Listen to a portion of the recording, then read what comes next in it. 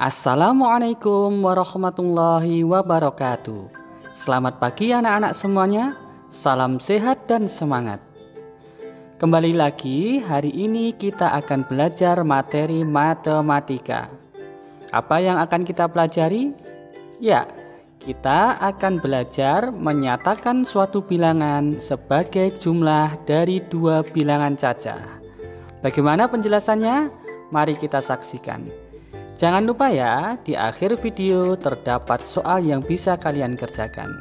Selamat menikmati.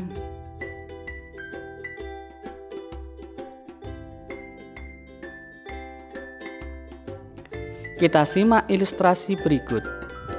Dika mempunyai 15 buah jeruk. Jeruk tersebut akan dimasukkan ke dalam 2 buah plastik yang berbeda. Tuliskan kemungkinan banyaknya jeruk dalam setiap plastik. Ya, bagaimana caranya? Kita pisah dulu plastik 1 dan plastik 2. Jika dalam plastik 1 berisi 12 jeruk, maka plastik 2 berisi 3 jeruk, karena jumlahnya pasti 15. Jika plastik 1 berisi 11 jeruk, maka plastik 2 berisi 4. Selanjutnya, jika plastik 1 berisi 10, maka plastik 2 berisi 5. Kemudian, jika plastik 1 berisi 9, maka plastik 2 berisi 6. Ya, kita lihat 12 ditambah 3, 11 ditambah 4, 10 ditambah 5, dan 9 tambah 6, hasilnya adalah 15. Ya, berikut tadi adalah penjelasan bagaimana menyatakan sebuah bilangan menjadi bentuk penjumlahan dari dua bilangan cacah. Untuk lebih jelasnya, mari kita simak penjelasan selanjutnya. Misalkan kita mempunyai bilangan 10. Ya, dua bilangan yang apabila dijumlahkan menjadi 10 adalah 9 tambah 1.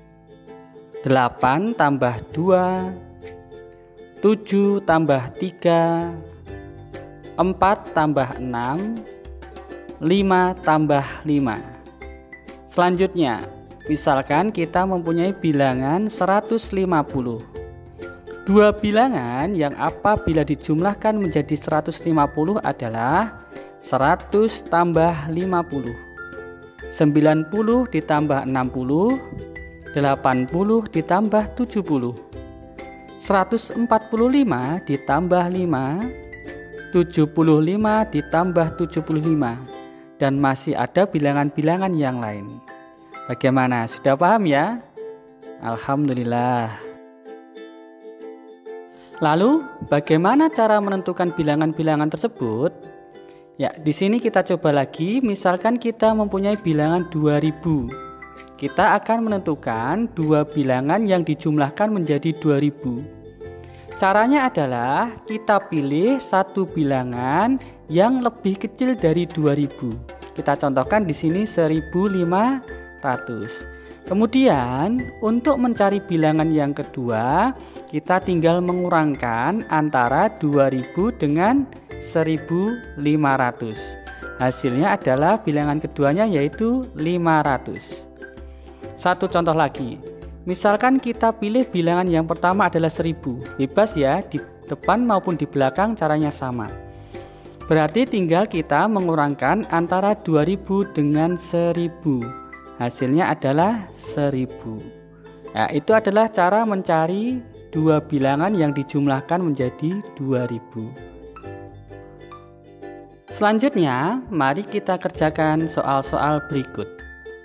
Carilah bilangan yang tepat untuk mengisi titik-titik berikut.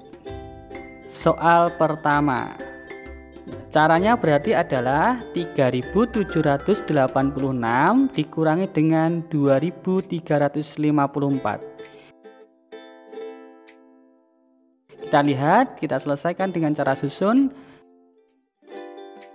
6 dikurangi 4 hasilnya 2. 8 dikurangi 5 hasilnya 3, 7 dikurangi 3 hasilnya 4, dan 3 dikurangi 2 hasilnya adalah 1. Jadi ketemu hasilnya 1432. Soal kedua, berarti tinggal mengurangkan 2780 dengan 1568. Kita kurangi sekarang. 0 dikurangi 8 tidak bisa meminjam depannya 8, tinggal 7. Depannya berarti tambah 1 ya, karena meminjam.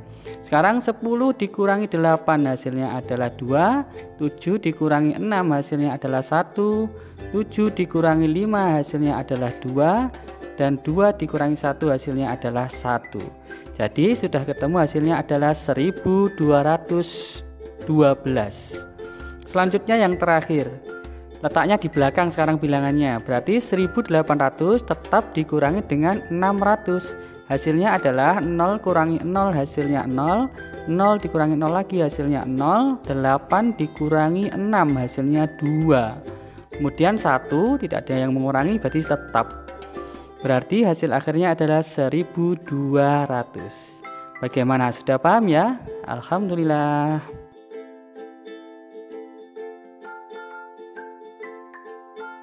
Ya, selanjutnya mari kita belajar soal cerita. Soal cerita pertama. Ayah membutuhkan 3.500 batu bata untuk membuat pagar di pekarangan rumahnya. Ia memiliki beberapa persediaan batu bata. Ia akan membeli lagi untuk melengkapi kekurangan batu bata tersebut. Tentukan perkiraan jumlah batu bata yang akan dibeli dan jumlah persediaan yang tepat. Kita lihat di sini ternyata jumlah batu batanya adalah 3.500. Berarti kita akan mencari dua bilangan yang dijumlahkan menjadi 3.500. Kita lihat, misalkan di rumah masih ada 3.000, maka ayah harus membeli 500 buah batu bata. Kemudian misalkan di rumah ada 2.500, maka ayah harus membeli 1.000 batu bata. Jika di rumah ada 2.000, maka harus membeli 1.500. Dan jika di rumah ada 1.000, maka harus membeli 2.500. Ya, itu hanya beberapa jawaban saja ya. Kalian bisa menentukan sendiri nanti. Soal cerita kedua. Siti mengamati kalender di rumahnya.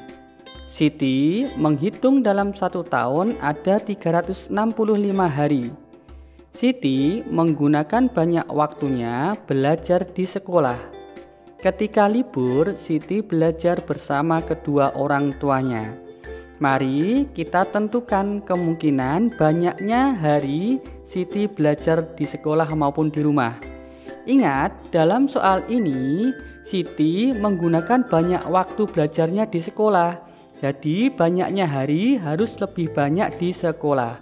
Kita tentukan sekarang. Misalkan di sekolah itu adalah 200 hari. Maka di rumah pasti 365 dikurangi 200. Hasilnya adalah 165 hari. Sudah benar ya, karena di sekolahnya lebih banyak daripada di rumah.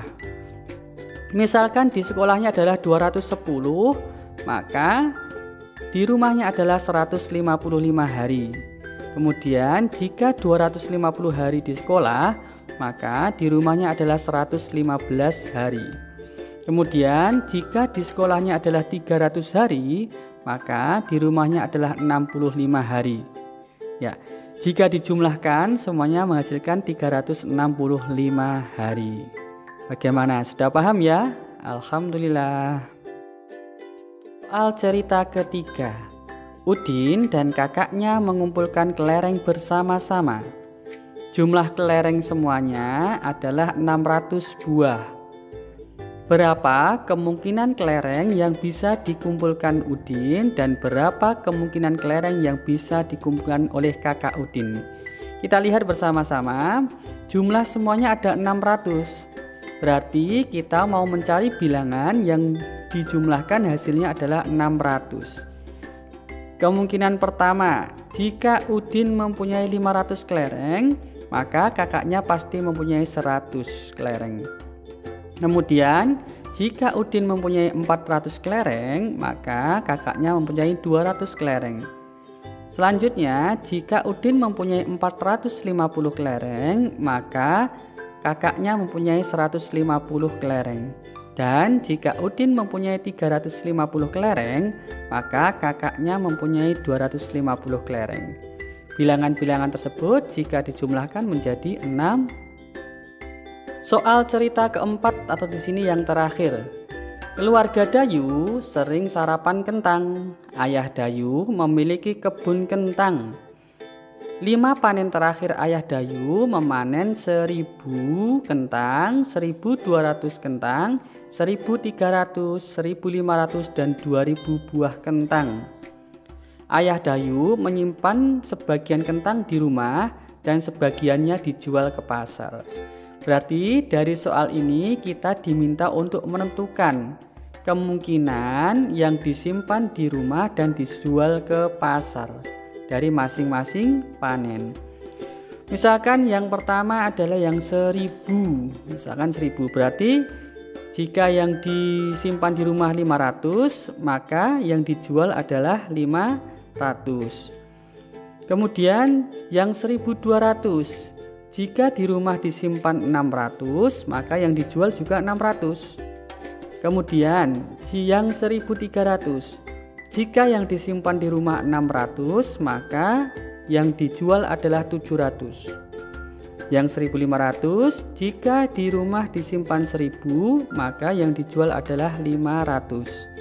Kemudian selanjutnya yang 2000, jika di rumah disimpan 1000, maka yang dijual adalah 1000. Nah, itu adalah kemungkinan-kemungkinan kentang yang disimpan di rumah dan dijual di pasar. Ya, sudah paham ya?